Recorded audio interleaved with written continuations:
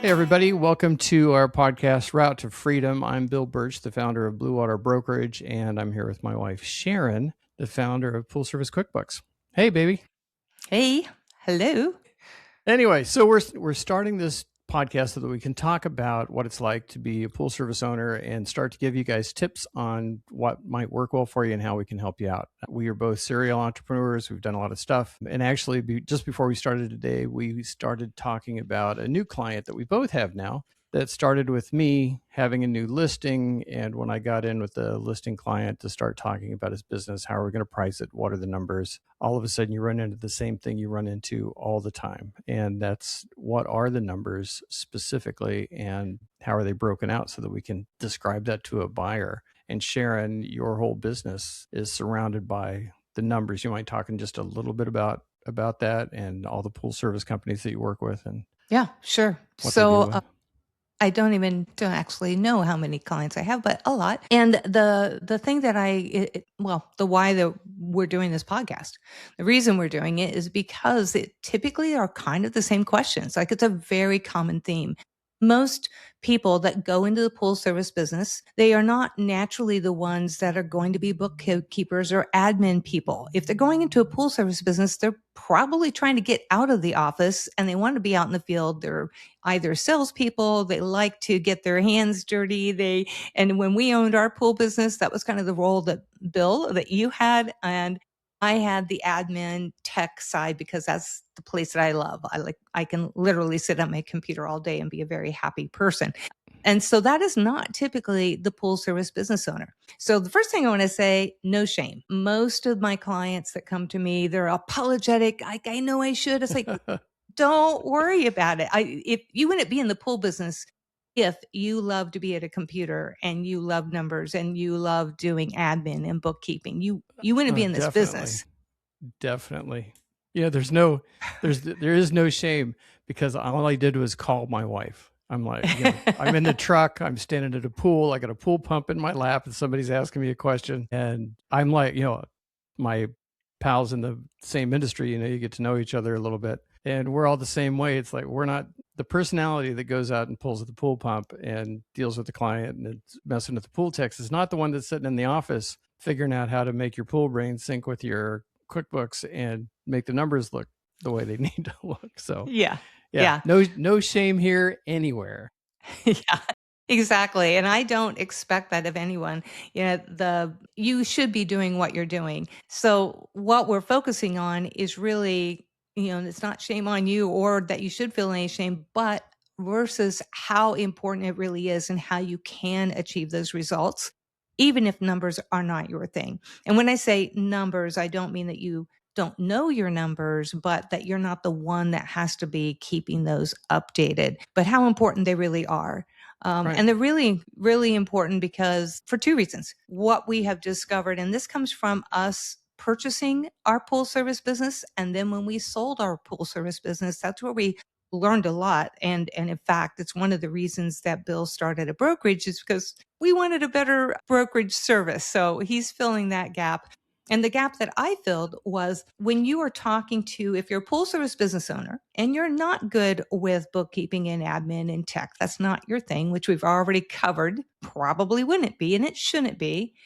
Well, then you typically will hire somebody to do that for you. And when you do so, there's the gap. Because you're asking your accountant or your bookkeeper, hey, can you keep this updated for me? And I need to know what my numbers are. And then they come back and say, oh, well, what do you need? And now there's this gap of, right, they don't have a clue. They don't actually know how to ask for what they need because they're not accountants or bookkeepers. Right. And the accountant bookkeeper doesn't know the pool service. Exactly.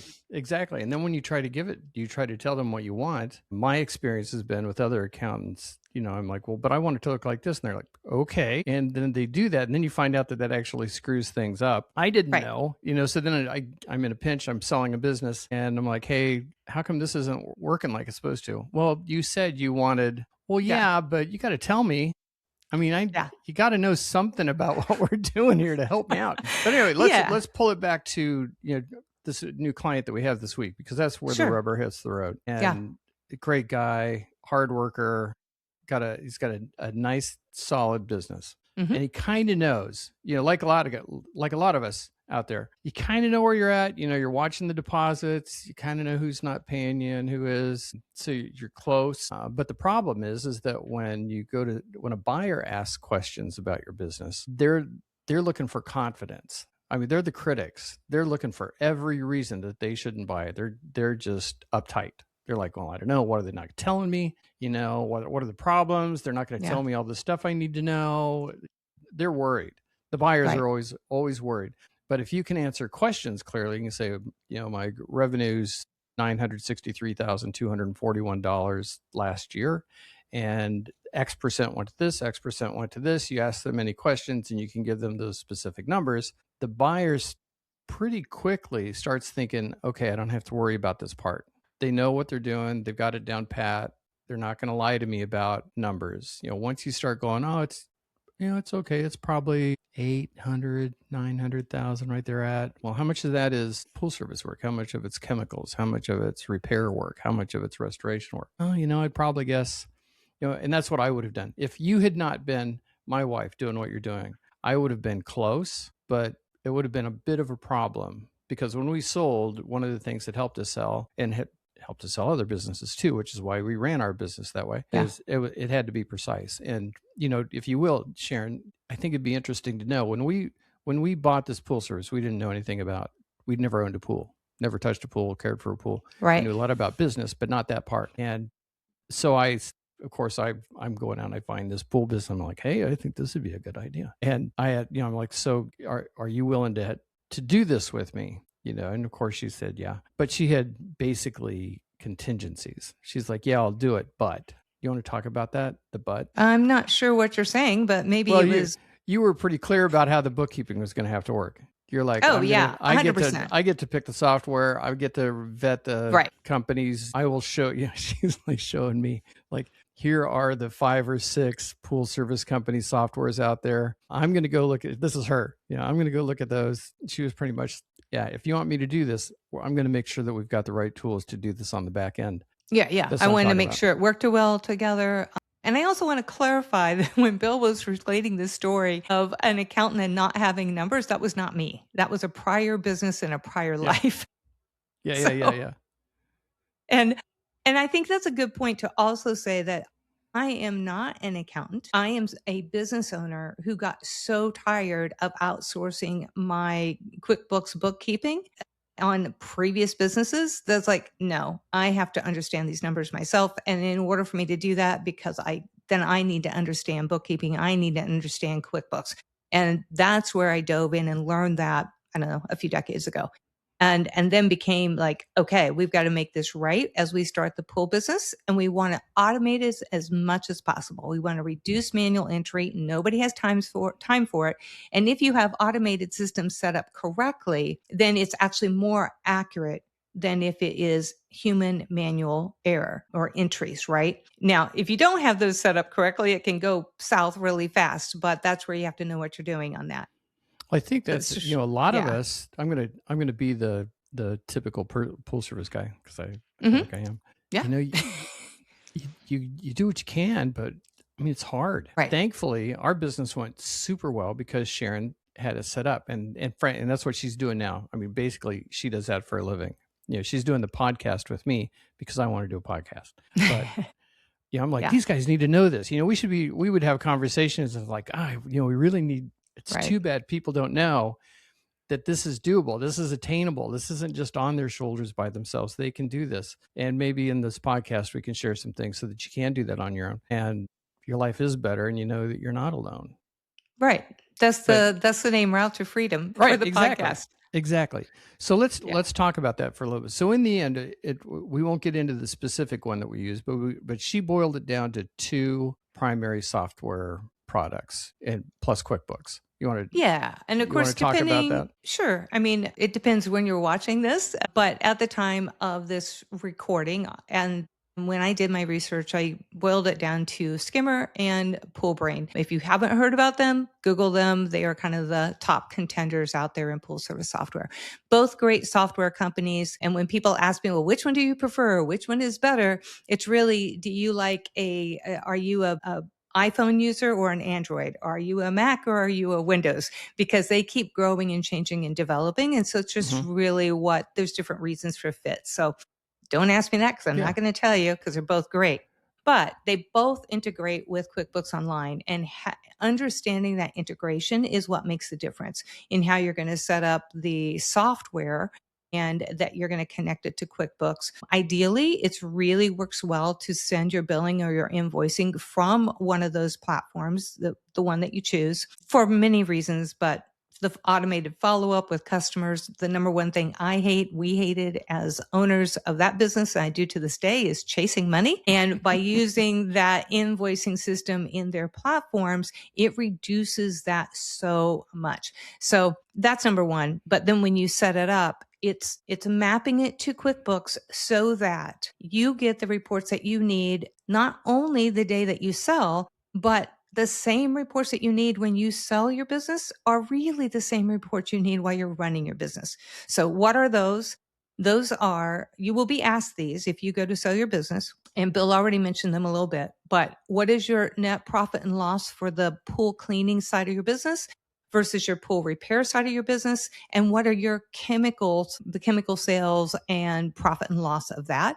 And then the fourth one, which I don't think I have met a client yet that already had this set up, and that is the owner add backs. Those will be the big four questions. And one of the unique things about the pool service industry is when that day comes that you want to sell, you have a couple of options. You can sell it as a complete business, or you can sell your routes. And sometimes, depending on the circumstances and where you're at, that makes a difference. So again, setting up your QuickBooks so that you can see your financial reports as either just the routes in that operation, which means you're going to, with a click of a button, you're going to eliminate out of the report the cost of your facility, your storage shed, those types of things. And then owner add backs are always something, like, do you have are you paying yourself a salary? That's a good one. Because if you're doing a great job as a business and you're making over 60 or 70,000, then being an LLC with a tax election of an S corp is probably a good benefit. I'm not a tax expert. That's me as a business owner learning that myself.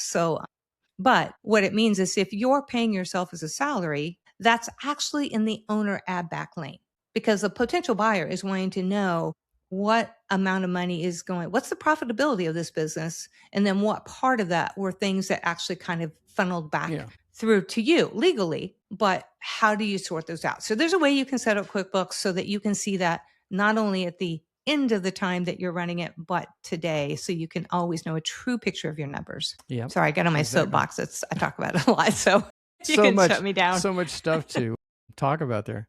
But the bottom line was, though, that we picked a pool service software, and in the end, it was a little bit less about the pool service software and a lot more about having it set up and integrated with QuickBooks correctly, so that after that was done, it was a lot easier to do things. Because I would go in to our software, somebody would call or something would go wrong. Tech would call, hey, the pump's out over here. John needs a quote on a new pump.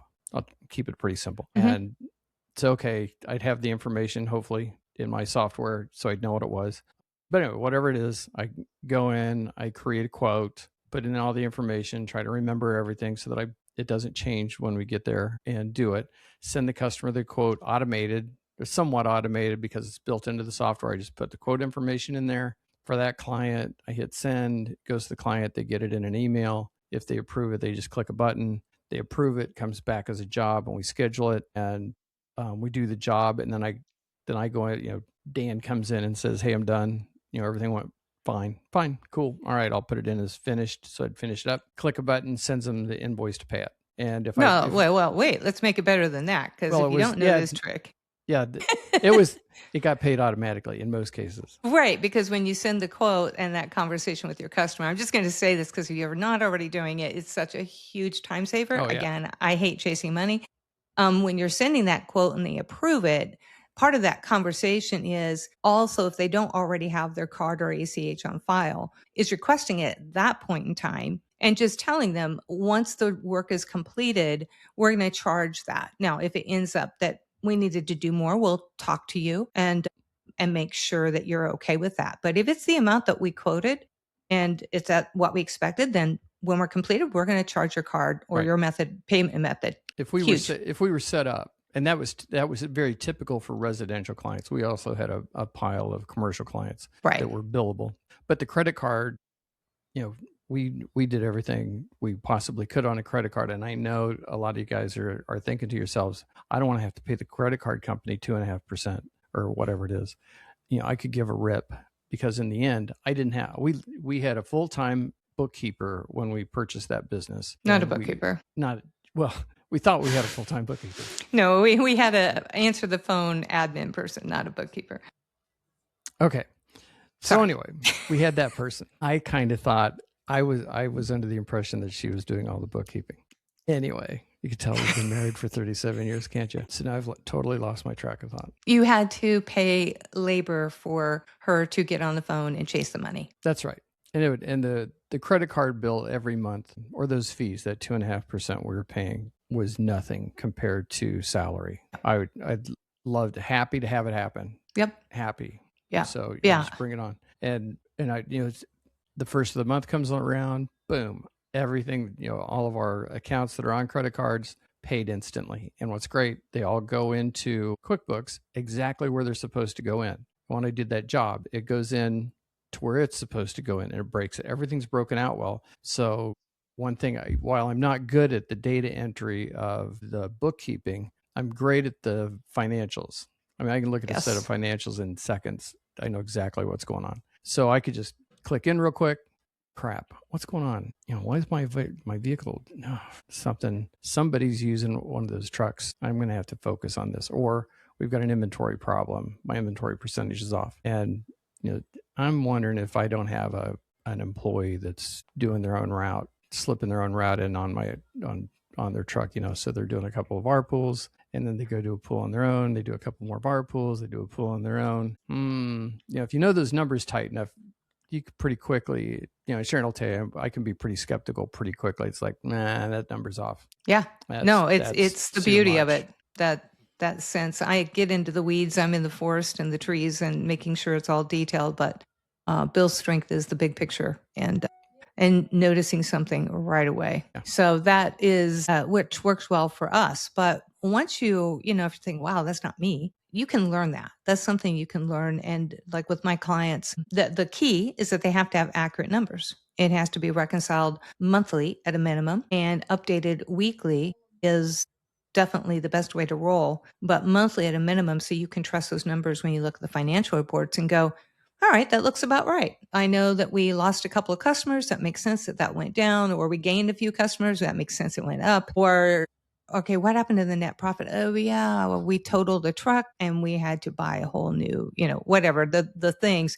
But those numbers tell the story. It is the lifeblood. It's the diagnostics. It's the blood test of your business, and it's critical. And it is easy to start to spot as you review those. So like we always look month to month to month whenever I meet with my clients for their profit and loss. And we just kind of scan and then go, ooh, what happened there? Is that a bookkeeping error or did that actually happen? And then find out the story so that you know what you can do or what you need to do, what needs to change. Exactly. So really that's the gist of it. What we're talking about right now is the fact that we both have new clients now, because I met the client. We talk, everything's good, but we're going to have some numbers, and the relationship with this new client and their accountant is not great, because they're calling the accountant saying, hey, I'm ready to go. Let's get everything done.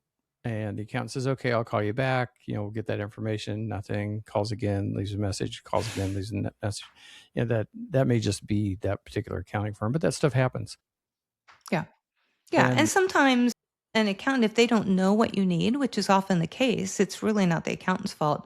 That all they're truly focused on, if you don't know what to tell them that you need, and they don't understand your business, then their job is to make sure that your books are reconciled and that they're ready at the end of the tax year for your tax return. And that, you may have an amazing accountant who can provide that, but sometimes they're doing that with journal entries and lump sums, which is not telling you the detailed picture of your business. So that's kind of the difference there. Let's say that you're quietly, secretly thinking, yeah, I'd kind of like to get out of this business. What do I need? And we kind of touched on that. So I'm just going to kind of recap on that. Ideally, or not ideally, they're looking for a minimum of 3 years of clean books or financials that they can go back 3 years and see how the business has been doing. And we already talked about they're going to ask for pool cleaning versus pool route, chemical profit and loss, and owner add backs. That's like the simple short list. And I guess that's kind of it when it comes to that. But I do want to say before we close that the whole route to freedom is there's a lot of Facebook groups and community groups and even when you go to the pool and spa trade shows, the bulk of all of that is about how to do the work. It's all about chemistry of the pools, and it's all about the physical work type of stuff. And what we want to focus on is this part, the business side and the financials. And if you're ready to sell your business, more of that back end business side that is true for every business, but it has special nuances when you're in the pool industry. And we just want to share what we learn and help you out. Right. And I think it is our plan to not just the two of us talk like this all the time. I think Sharon's plan is to share, like, here's the P&L. Let's look at this part of a P&L. We want to break those things down so that when you see them, it's not just gobbledygook that we're talking about. You actually get to see what it looks like. Yeah, exactly what it looks like. And, we can take, we have unlimited number of examples, including some of our own. And whether it's the accounting, bookkeeping, the tech stack, how that stuff all happens automatically with QuickBooks, or the operations side of it, with the things that, like the inventory systems or the HR systems that you can utilize, because, we had a pretty chaotic crew that we inherited, and within about, I don't know, what would you say, 3 months, we kind of had that cleaned up. I'm not saying all of our staff were awesome, but we had a really tight crew within about 3 months. And there were a lot of things that we did to help make that work, and trucks and management. And, when we had that shrink, what did we do to try to manage the shrink in the inventory? What do we do? And when we think somebody's out doing stuff with the trucks they're not supposed to be doing, that kind of thing. So we'll talk about, I think we'll probably be focusing more on 1 or 2 topics per podcast going forward. So we hope you'll hang in there with us and be a part of our show. Well, even more than that, if you have caught this episode, please leave a comment below and say, oh yeah, I'd love to learn more about this. And that's what we'll read and we'll review and go, oh yeah, great. I didn't think about that somebody would want to hear more about that. And if it's something that's in our field of expertise, we'll address it. If not, we'll try to find somebody who it is and bring them on the podcast. So leave comments below. We want to help you get to your route to freedom, whether that is while you're running the business by scaling up, doing the things that are needed to scale up and have a manager underneath you, or that day that you actually want to sell. And so if this is helpful, leave a comment below, click the like button, do all the things that they tell you to do. And we will talk to you in the next episode.